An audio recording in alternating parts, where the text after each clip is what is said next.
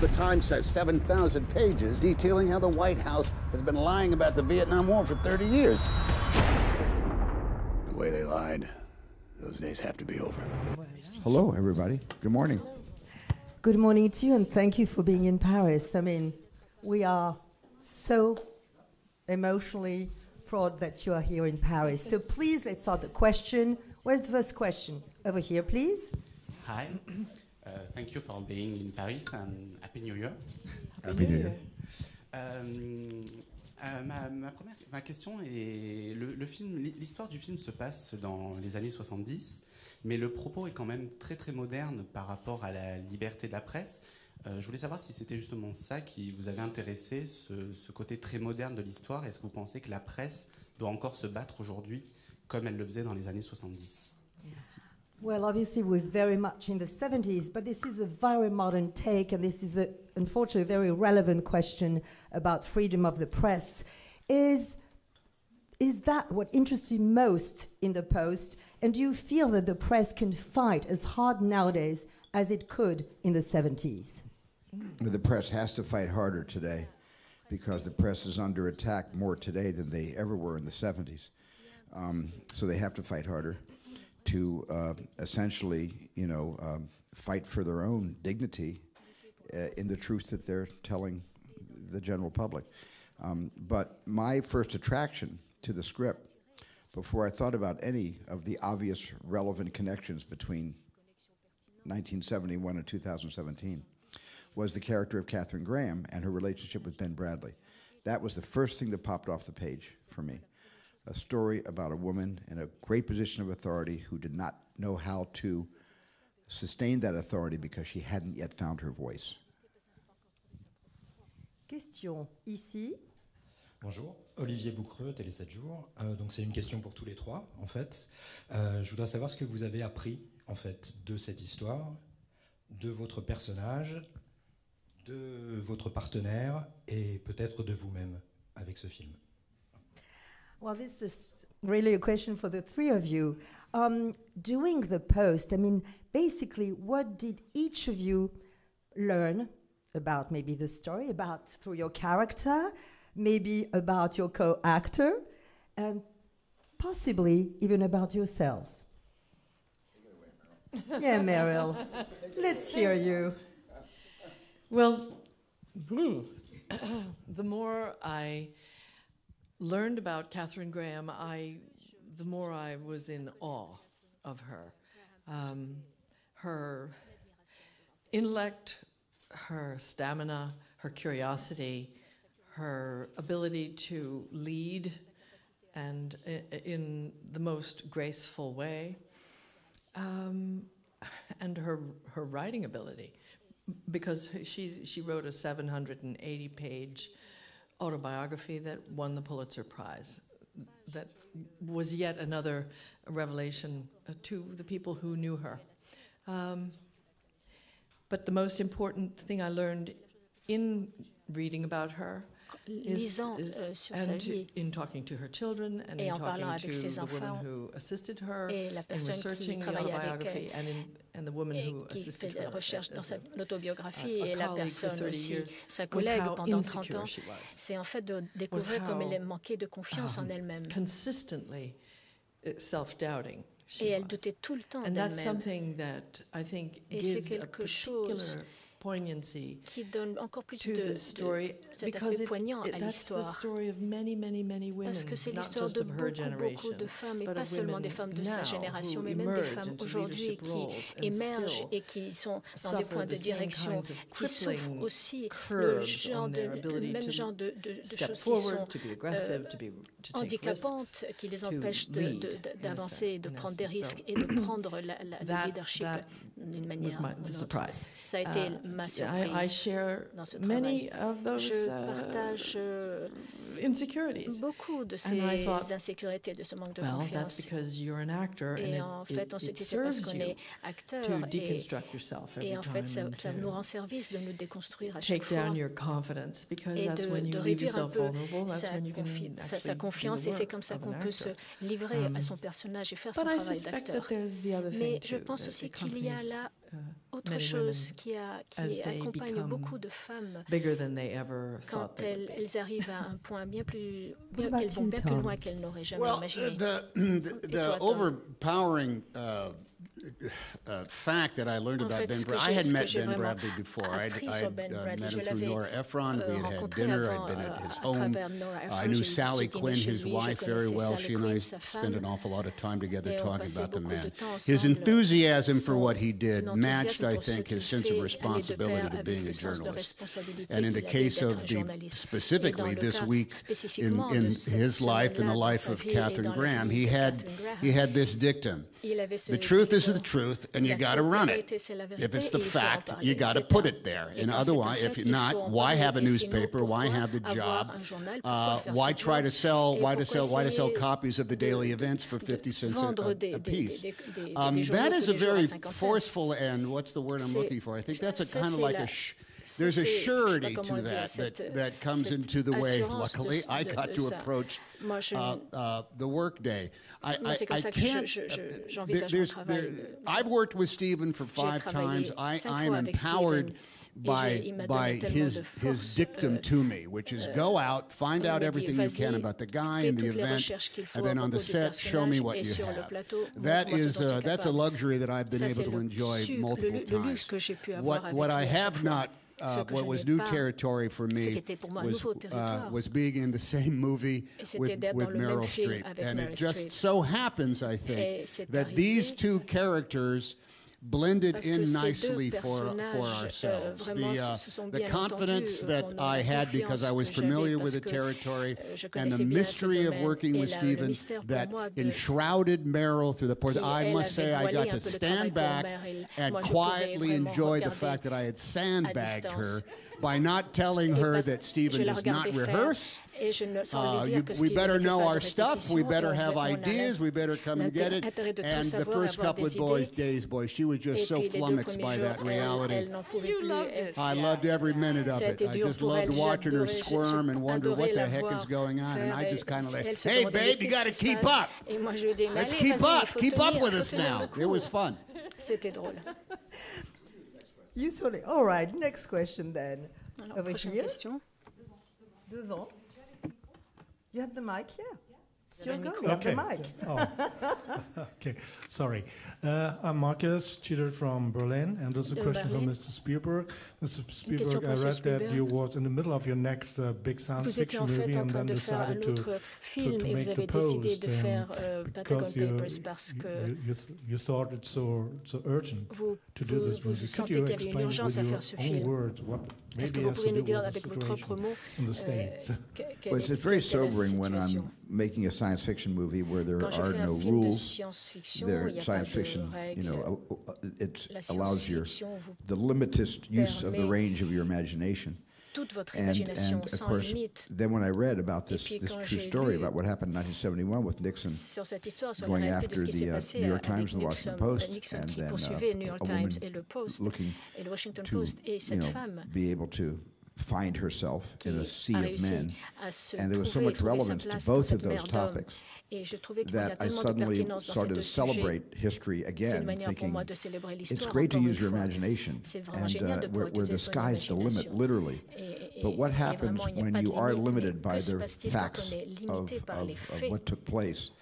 I feel so comfortable allowing history to be the co-author of my movies, actually more comfortable in that genre than I am, or I certainly used to be, in the genre of limitless musings and dreamings.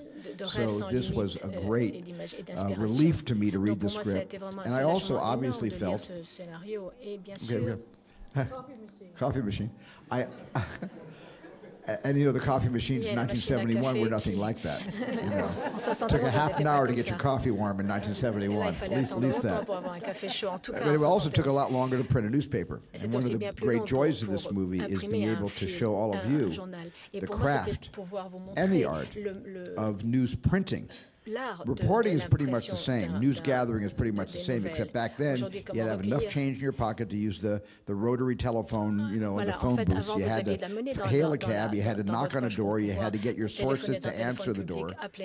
You know, today it's actually not as complicated, there's less legwork, but because there's so much competitive landscape, there are so many stories and there are so many sources to disseminate those stories, and it's much more competitive. In that sense, it's a lot harder today to succeed in this business. But the one thing that both of these eras have in common that really attracted me also to tell this story is two presidents declaring war on the news media. Nixon did not succeed, and he wound up, you know, resigning. And I really feel that we shall overcome what all of us have been subjected to over the past 16 months. Bonjour, Barbara Théa du Journal du Dimanche. Je voulais savoir, Steven, ce qui vous pousse toujours à tourner à un rythme assez effréné. Vous avez 2 films qui sortent l'un dans la foulée de l'autre. Et qu'est-ce qui vous donne toujours envie de réaliser des films et qu'est-ce qui, pour vous, fait une bonne histoire? Well, obviously you have 2 films almost coming out in a row. I mean, Barbara wanted to know what pushes you really every time, what gives you the joy and the wish to work on such a frantic rhythm, and what is to you the essence of a good story? I think the thing that gets me to keep working with enthusiasm and a lot of energy is the same thing that got Ben Bradley to get up every single morning, which all he cared about was a good story. He wanted a good kick-in-the-ass story, and he would go to great lengths to find the story and to go to Kay Graham to get her to allow him to publish the story. But I'm fired up the same way Ben Bradley was fired up. All I need is a good story, and I lose 20 years of chronological age. I'm suddenly 50 years old again. You know, so 15. Well, sometimes I act like I'm 15, but I feel like I'm 50. En fait, j'agis comme si j'avais 15 ans, mais j'ai 50. Question ici. Oui. Hello, Mr. Spielberg. It's a question for you. Bonjour, it's your Spielberg. first newspaper movie, like All the President's Men. So, did you think of a specific style to tell this story, or did it come to you immediately, naturally? The style of telling the story came to me pretty quickly. Because I worked very closely with the second writer, Josh Singer, who did, I think, 27 drafts of the script after I had read the initial Liz Hannah script, which was a very, very good script. It got this whole sort of show on the road.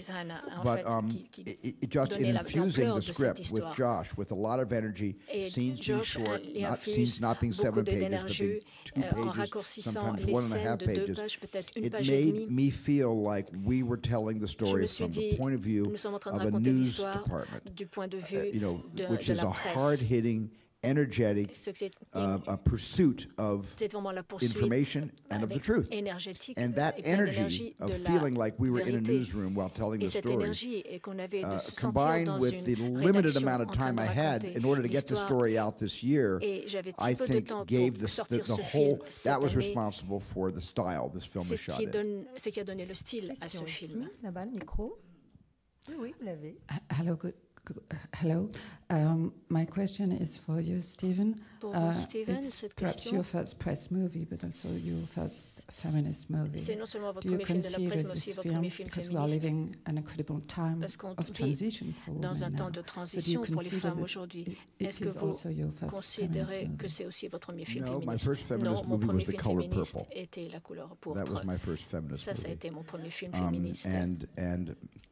And that came from experience because I had a very strong mom. I've been raised in the world of women. I have 3 younger sisters. I have no brothers. Every single person that's run my company has been a woman. Every department currently at Amblin Partners, every single department is headed by a woman. And this is the world that I'm most comfortable living in, which probably qualifies me to be the right choice to direct the Pentagon Papers. Le plus à l'aise, et ce qui fait que j'étais la personne la plus à même de diriger ce film. Bonjour, je suis David Mikanowski du Point Pop. C'est une question destinée à Steven Spielberg. Désolé. En fait, The Paper Pentagon Papers, se termine pile là où Les Hommes du Président commencent. Et je souhaitais savoir quelle a été l'influence du film de Pakula sur le vôtre, et aussi quels sont les points communs et les différences entre les deux films. Well, obviously, at the end of your movie, I mean, we see the premises, obviously, of Watergate. I mean, would you say that Pakula's film influenced you in some ways or not at all? Well, I think All the President's Men is the greatest newspaper movie ever shot. I'm just happy to be, you know, somewhere in the realm of, as a cousin to that greatest story of journalism. And I honored Alan Pakula, who I never met, by the way, by ending our film with some of the same angles he used to begin his film, All the President's Men, with the break-in at the Watergate at the Democratic National Committee headquarters. But at the same time, our film is completely different than that film. And you can certainly refer to our film as a prequel to All the President's Men. But I really believe, and I think history really believes, that without the courage of Ben Bradley and Katharine Graham to do what they did against a court order, leveled by Judge Murray Gorfine of an appellate court against the New York Times, for them to act at that moment in time gave such credibility to the Washington Post. They went from the second newspaper in Washington, D.C. The first was the Washington Star. They went from the also ran to a major local paper and also national paper because of just the Pentagon Papers story. And I really believe that led to the courage that Katharine Graham had and Ben Bradley certainly had to then pursue, through Carl Bernstein and Bob Woodward, all the money trails that led directly to the resignation of Richard Nixon. So I think we're more than just a prequel in that sense. Hi, I'm Asma from Brain Damaged. I have a question for Meryl about your character. It's a very strong woman, even though we don't see it. How did you do to work on your ability to perform a woman that looks weak, but at the same time is so powerful and has to stand up to all the men that direct her, that want to direct her in a way, even if she's the director of the paper she owns? Well, I've been in meetings where I've made a suggestion, meetings where I'm one of two women and there are 6 to 9 men, and a woman will suggest something and everybody go, yeah, and then the men will talk about it, and the same suggestion will come out of a man's mouth, and somebody goes, that's where we have to go. That's the kind of thinking we need to hear. And I don't know one woman that has not been in that meeting. And so we all share the understanding of what this is and where we are sort of in the evolutionary scale of, you know, human progress. We're getting there. L'humanité est en train d'évoluer et on va y arriver. Particularly interesting moment, this film, when the first iteration of the script came to Amy Pascal, the first producer of it, she bought it 6 days before the election, where she fully anticipated that Hillary Clinton would be the president of the United States, first female president. And this would be kind of a nostalgic look back at the origin story of that kind of leadership. Suddenly we had a different film and a different necessity. And so I think it really is a testament to Stephen and to Josh Singer, who came in to dovetail these two stories. One, it was almost in some ways an apartheid story, because there was the women's world, and then there was the newsroom, which was mostly men. And that is the way the world was. I remember it very well in 1971. So, yeah, I think it's an accurate depiction of the world. For young women, it'll come, and young men, it'll be sort of a revelation that things were that recently so different. But the thing is, when you said that you sort of played with Meryl because you didn't tell that Stephen would not improvise and all that. But really, I mean, and I remember that in the script it says this is the week Catherine Graham became Catherine Graham. Did you really thought about that to really change the way you played your co-starred with Meryl? Did it sort of feed in a way the dance? I was very much aware of between the research and the conversations that I had with the principals. There was an element to the film that was not necessarily written. What was very much a part of Ben Bradley himself is that he knew the cost of being Catherine Graham prior to the week that the movie is made. He knew that the newspaper had been her father's. He knew that her father had given the newspaper to her husband rather than her. He knew the tragic circumstances of her husband's death. He knew that this was not a standard circumstance of an employer running a newspaper. He admired the fact that she was taking on this responsibility and sooner or later was going to have to come to this place to make a decision for which there was no certain victory on either way.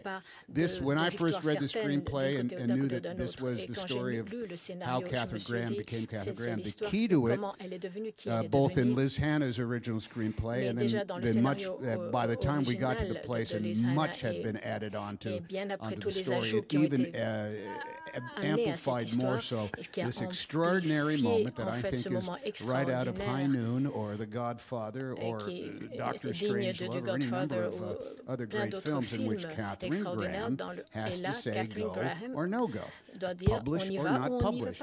If she publishes, she could go to jail and lose everything.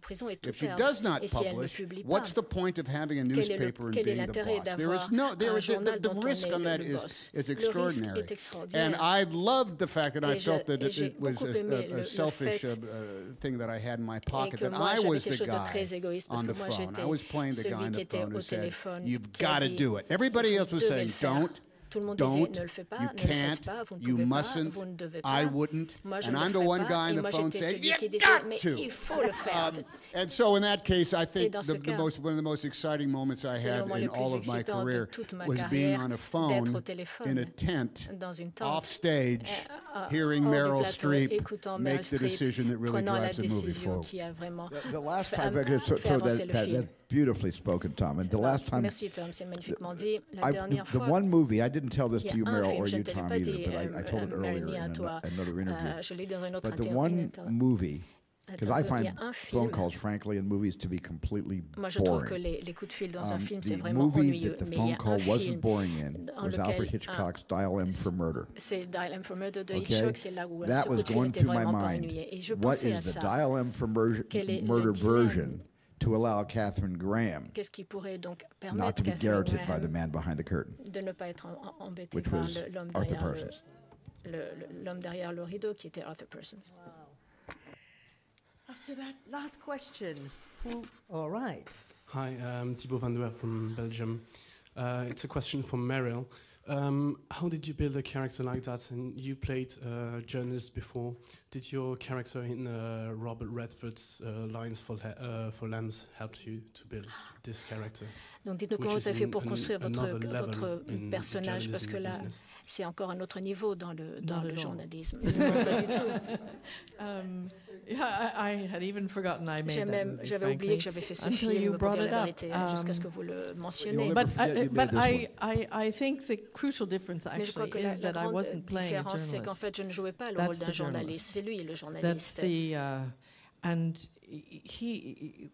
and the way that Tom brought that kind of galvanizing, testosterone-driven, aggressive, news-gathering appetite to this part. He was the sort of seat and center of her ability to make that decision. Her courage came from that partnership. And to me, one of the most interesting parts of this entire script is that it is not just the story of Catherine Graham becoming Catherine. It is about a partnership, a working partnership. Le partenariat et c'est une collaboration de travail et c'est vraiment a woman did qu'un homme et une femme ont fait, sort of shifted history. Qui a changé le cours de l'histoire. In the first scenes in this movie, you don't really know that he isn't her boss because he acts like her boss. Parce qu'en fait, il agit comme s'il était son boss. In some ways, I think she probably thought d'une certaine manière, elle a dû she penser. Deferred to him. Elle se référait un peu à lui. But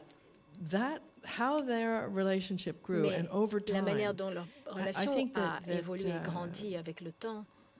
It was so fruitful, important. Je pense que c'était tellement fructueux et tellement important, et pour in a movie, nous, dans un film, on ne voit jamais ça. On ne voit jamais ce genre de relation comme celle-ci entre un homme et une femme. C'est sûr qu'ils s'aimaient. C'est sûr qu'ils s'aimaient. I've seen footage of Ben Bradley speaking at Catherine Graham's memorial. Parlant à l'enterrement de soul-shattering. He loved her so deeply. C'était vraiment bouleversant. Il l'aimait profondément. Mais ce n'est pas ce dont parle le film, et ce n'est pas ce qu'était cette relation de travail. Et toi, et vous êtes extraordinaire dans ce film. Et merci beaucoup pour ce. Je t'adore, Meryl. We kissed on screen for the first time last night on French television. I just wanted to. You'll see it on Monday. Send your VCRs. Make sure you download it. It's going to be an extraordinary moment. Well, on this words of love, thank you for bringing Pentagon Papers to us. Thank you, and for your